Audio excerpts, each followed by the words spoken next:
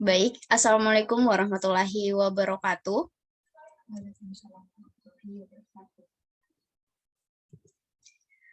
Pertama-tama, marilah kita memanjatkan puja dan puji syukur kita atas kehadirat Allah Subhanahu wa Ta'ala yang telah memberikan kita nikmat kesehatan dan kesempatan, serta salawat serta salam tak lupa pula kita panjatkan kepada Nabiullah Muhammad Shallallahu Alaihi Wasallam yang telah membawa kita dari alam kegelapan menuju alam yang terang menderang.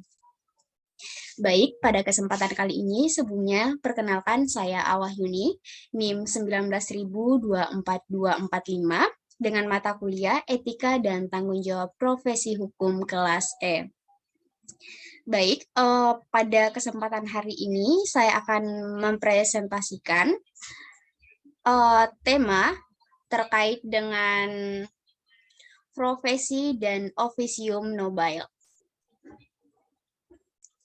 Yang pertama, kita akan membahas terkait dengan profesi, yang mana secara etimologi, profesi adalah profession dalam bahasa Inggris, sedangkan dalam bahasa Latin profecus. Profesi secara etimologi yakni mengakui pengakuan, menyatakan mampu, atau ahli dalam melaksanakan pekerjaan tertentu.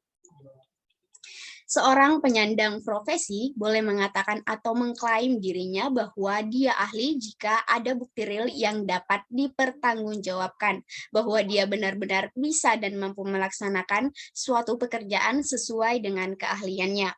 Pengakuan ini idealnya berasal dari masyarakat atau pengguna jasa penyandang profesi tersebut dan produk karya asli orang tersebut. Pengakuan juga didasarkan pada kemampuan seseorang atas kemampuan konseptual aplikatif. Selanjutnya,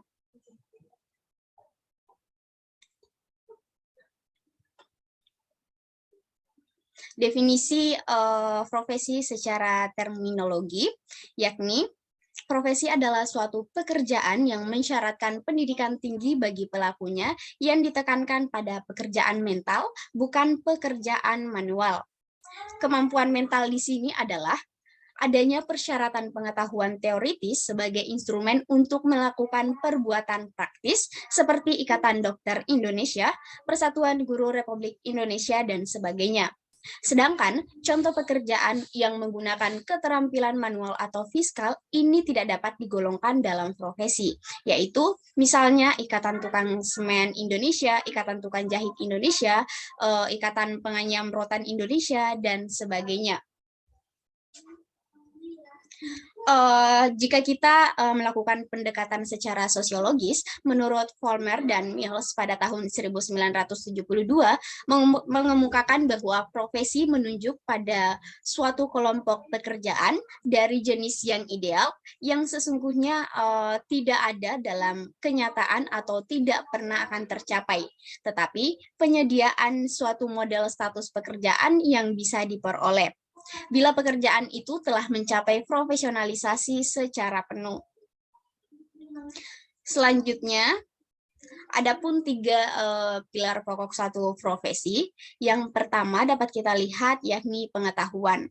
Pengetahuan yakni kapasitas kognitif seseorang yang diperoleh melalui proses belajar. Yang kedua, yakni keahlian. Keahlian merupakan kepakaran dalam cabang ilmu tertentu untuk dibedakan dengan kepakaran lainnya. Selanjutnya, yang terakhir, persiapan akademik. Persiapan akademik di sini yakni sebagai persyaratan pendidikan khusus, misalnya pendidikan prajabatan. Selanjutnya, adapun kriteria inti untuk mengkualifikasi suatu okupasi sebagai suatu profesi.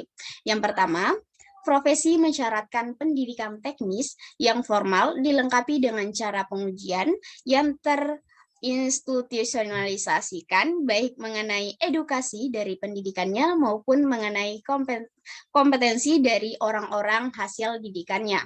Nah, pengujian para calon pengemban profesi terutama diarahkan pada unsur intelektual.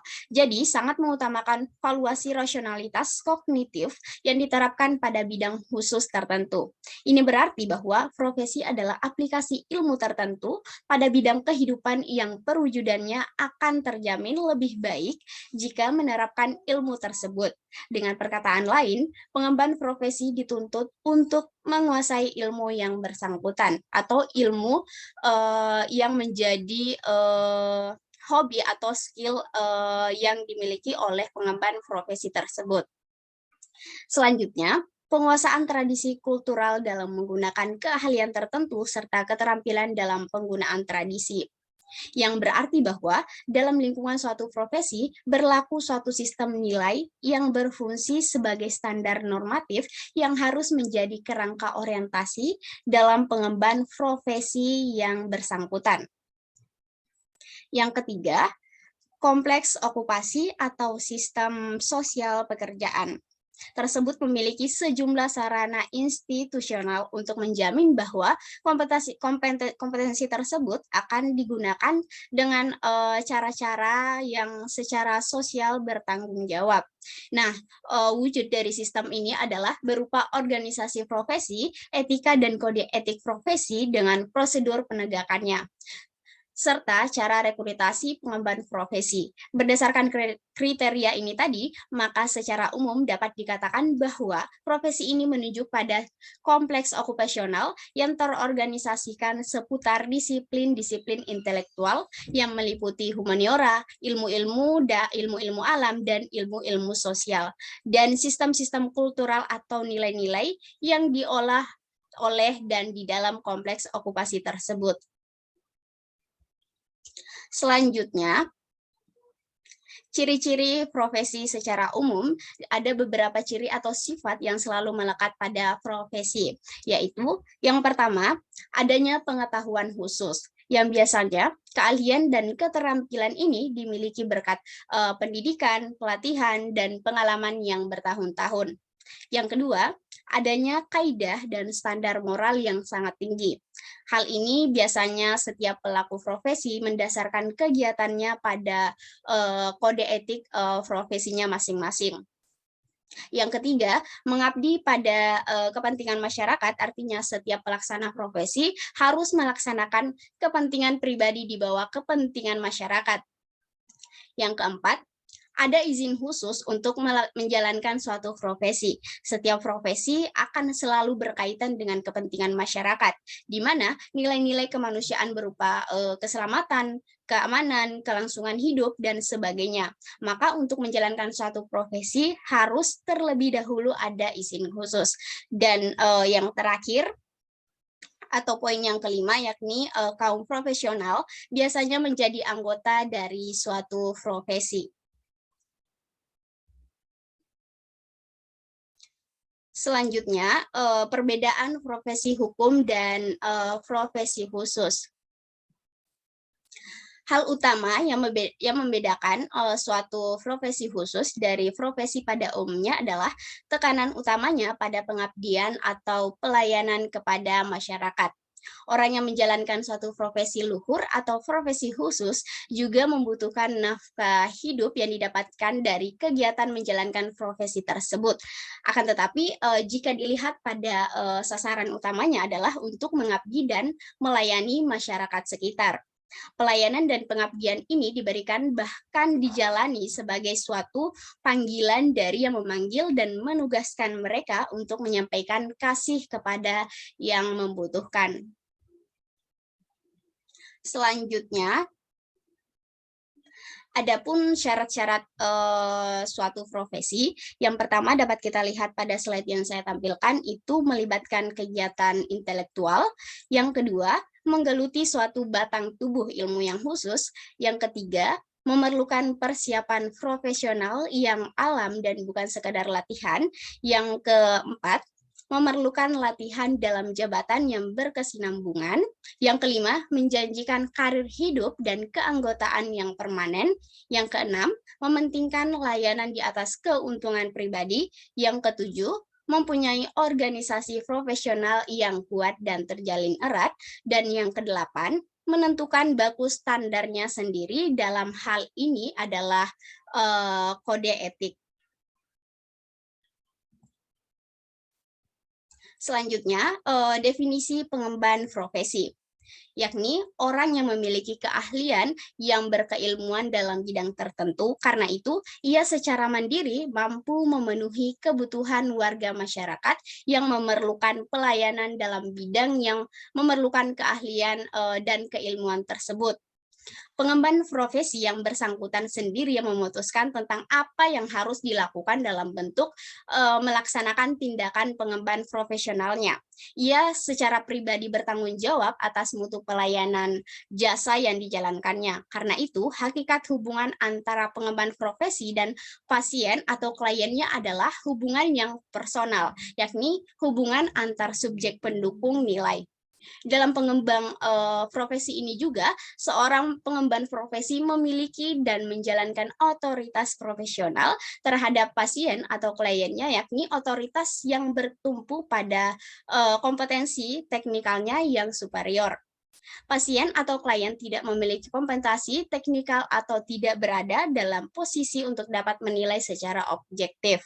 Pelaksanaan kompetensi teknikal pengemban profesi yang diminta pelayanan profesionalnya. Selanjutnya,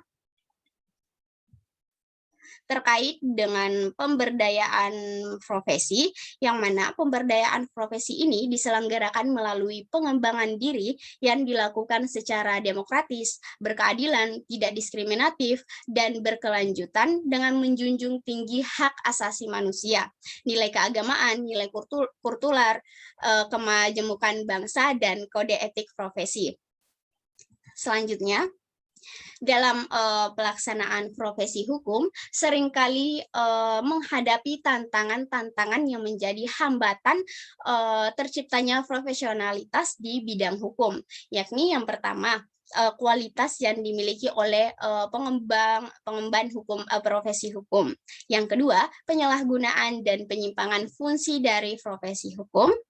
Yang ketiga, semakin menurunnya moralitas yang dimiliki oleh pengemban profesi hukum. Dan yang keempat, tingkat kesadaran dan kepedulian terhadap sosial yang menurun.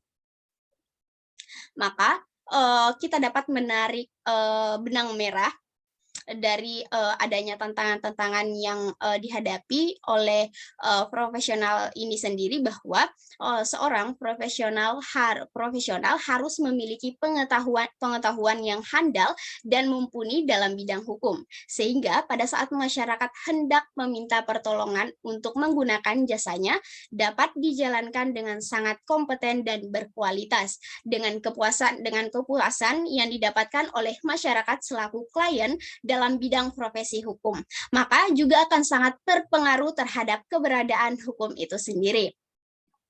Selanjutnya, kita akan membahas terkait dengan etika profesi, yang dimana etika profesi itu sendiri merupakan suatu ilmu mengenai hak dan kewajiban yang dilandasi dengan pendidikan keahlian tertentu.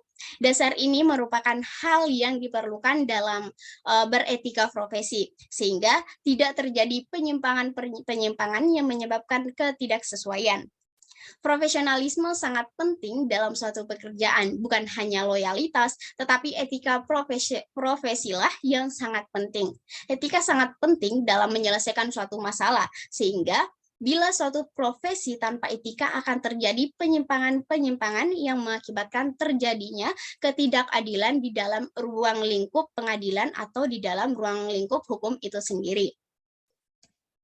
Selanjutnya, hubungan etika dengan profesi hukum.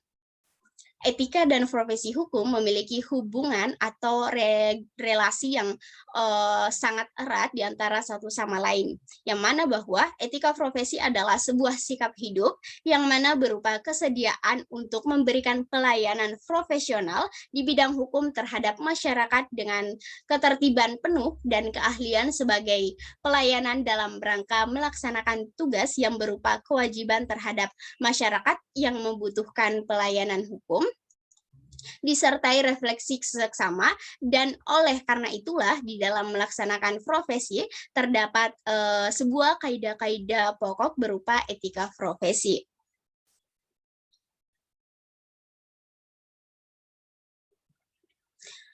Selanjutnya, kaidah-kaidah pokok etika profesi yang pertama, profesi harus dipandang dan dihayati sebagai suatu pelayanan, sehingga karena itu maka sifat tanpa pamrih menjadi ciri khas dalam mengemban profesi.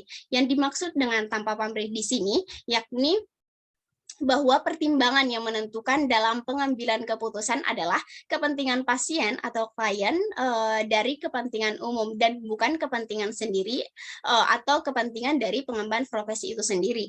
Jika sifat tanpa pamrih itu diabaikan, maka pengembang profesi akan mengarah pada pemanfaatan yang dapat menjerumus pada penyalahgunaan kekuasaan atau kewenangan yang dimilikinya sebagai manusia yang sedang mengalami kesulitan atau kesusahan. Selanjutnya, yang kedua, pelayanan profesional dalam mendahulukan kepentingan pasien atau klien mengacu pada kepentingan atau nilai-nilai luhur sebagai norma kritik yang memotivasi sifat, sikap, dan tindakan seorang profesi hukum. Yang ketiga, pengembang profesi harus selalu berorientasi pada masyarakat sebagai keseluruhan. Dan yang keempat, agar persaingan dalam pelayanan berlangsung secara sehat sehingga dapat menjamin mutu dan peningkatan pengemban profesi, maka pengembang profesi harus bersemangat dan menjalin solidaritas antar sesama rekan seprofesi. Selanjutnya, contoh-contoh profesi hukum. Di sini saya menyajikan 5 profesi hukum, akan tetapi yang kita ketahui bersama bahwa profesi hukum ini bukan hanya 5, akan tetapi banyak sekali profesi-profesi hukum di luar sana yang bisa kita lihat dan bisa kita telusuri secara bersama. Baik, yang pertama, hakim, yang dimana hakim adalah pejabat yang melaksanakan kekuasaan kehakiman, yakni pejabat pengadilan yang diberi wewenang oleh undang-undang untuk mengadili. Dapat kita lihat pada pasal 1 Undang-Undang Nomor 8 Tahun 1981. Selanjutnya, advokat atau penasehat hukum. Dalam pasal 1 huruf A, Kode Etik Advokat Indonesia dinyatakan bahwa advokat adalah orang yang berpraktek memberi jasa hukum baik di dalam maupun di luar pengadilan yang memenuhi persyaratan berdasarkan undang-undang yang berlaku, baik sebagai advokat, pengacara, penasehat hukum, pengacara praktek, atau sebagai konsultan hukum. Selanjutnya yang ketiga yakni dosen hukum. Salah satu profesi mulia yang ada di bidang hukum adalah seorang dosen hukum. Dosen merupakan seorang guru yang memiliki kemampuan akademik serta teoritis dengan sangat mumpuni. Tidak hanya teori-teori yang ada di Indonesia, namun juga terkadang seorang dosen telah mempelajari dan menelaah teori-teori yang ada di negara-negara lain. Perbandingan yang dilakukannya tidak terlepas dari peranan dosen untuk terus mengembangkan konsep ilmu pengetahuan yang telah ada. Dalam pasal 1 angka 2 Undang-Undang Nomor 14 Tahun 2005 tentang guru dan dosen dinyatakan bahwa dosen adalah pendidik profesional dan ilmuwan dengan tugas utama mentransformasikan, mengembangkan, dan menyebarluaskan ilmu pengetahuan, teknologi, dan seni melalui pendidikan, penelitian, dan pengabdian kepada masyarakat. Selanjutnya yang keempat yakni notaris. Notaris merupakan suatu pekerjaan yang memerlukan keahlian khusus, pengetahuan yang luas dalam bidangnya, dan integritas yang tinggi dalam menjalankan profesi sebagai notaris. Dan yang terakhir yakni jaksa. Jaksa adalah pejabat yang diberi wewenang oleh undang-undang untuk bertindak sebagai penuntut umum, serta melaksanakan putusan pengadilan yang telah memperoleh kekuatan hukum tetap. Selanjutnya, kita akan membahas terkait dengan officium nobile.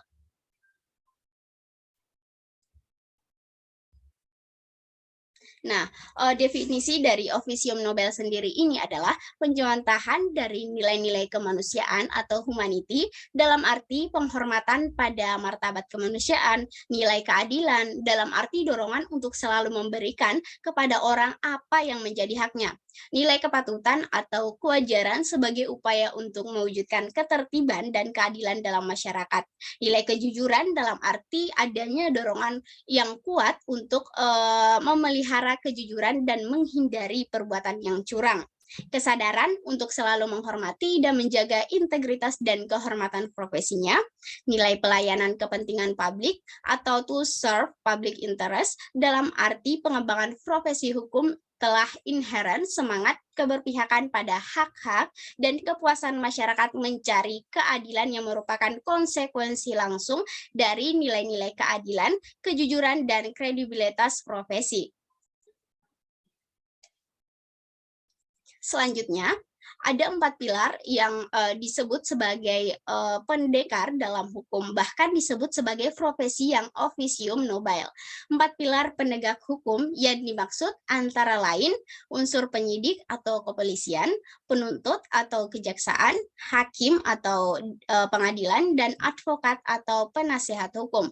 Keempat pilar ini memiliki kedudukan yang sama. Jika salah satu pilar tersebut runtuh, maka dapat dipastikan hukum tidak akan bisa berdiri tegak. Benar apa yang dikatakan oleh Bernardus Maria Taverne pada tahun 1874 sampai dengan tahun 1944 bahwa berikan aku hakim, jaksa, polisi, dan advokat yang baik, niscaya aku akan berantas kejahatan meski tanpa undang-undang sekalipun. Undang-Undang Nomor 18 Tahun 2003 tentang advokat menegaskan tentang status advokat sebagai salah satu penegak hukum yang mempunyai peran dan fungsi yang sejajar dengan kepolisian, kejaksaan, dan kekuasaan kehakiman, yakni sebagai aparat penegak hukum. Namun, ada kekuasaan yang diberikan oleh undang-undang tersebut kepada advokat, yaitu kemandirian advokat dalam menjalankan tugas dan profesinya. Maka sehubungan dengan terselenggaranya suatu peradilan yang jujur, adil, dan memiliki kepastian hukum, maka diperlukan peran seorang profesi advokat, sosok advokat yang bebas, mandiri, dan bertanggung jawab. Kemandirian advokat yang bebas dari intervensi kekuasaan maupun politik dalam hal penegakan hukum, dan dengan kemandirian itu pula profesi advokat dikatakan sebagai profesi yang sangat mulia atau terhormat, atau bisa dikatakan sebagai Officium Nobel.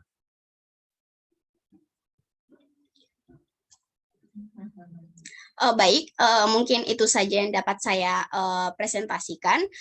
Kepada rekan saya, jika ada pertanyaan yang ingin disampaikan, saya persilahkan.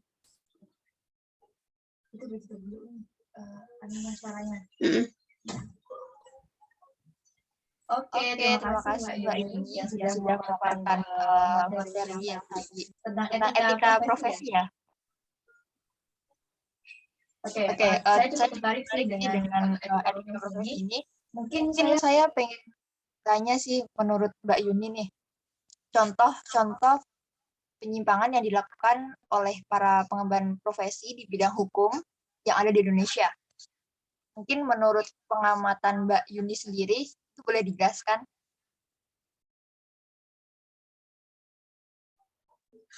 Baik, terima kasih kepada rekan saya.